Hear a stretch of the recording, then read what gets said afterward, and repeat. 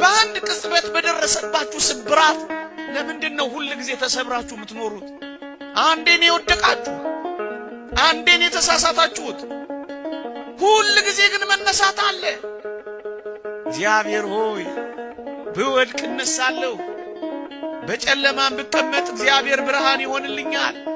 ጠላቴ ሆይ ደስ አይበልህ፣ ወደ ብርሃን ያወጣኛል፣ ጽድቅንም አያለሁ ነው የሚለው ክርስቲያን። ነብዩ ነው ይሄንን የተናገረው። ወጣቶች ዛሬ በሚሆነው ነገር ስራ አጣችሁ ሊሆን ይችላል። ትምህርት አልሳካ ብሎ ተዘግቶ ሊሆን ይችላል።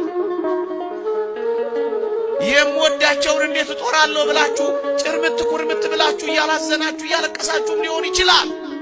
እኔ ያልጠቀስኩት ብዙ ፈተና ሊኖራችሁ ይችላል። ይሄ ማለት ግን የነገ ህይወታችሁ ነው ማለት ግን አይደለም።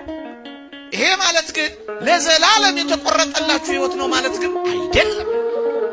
በዚህ ቅጽበት ይልቅ ወደ እግዚአብሔር ጸጋ፣ ይልቅ ወደ እግዚአብሔር ምስጢር ነው እንጂ መድረስ ያለባችሁ።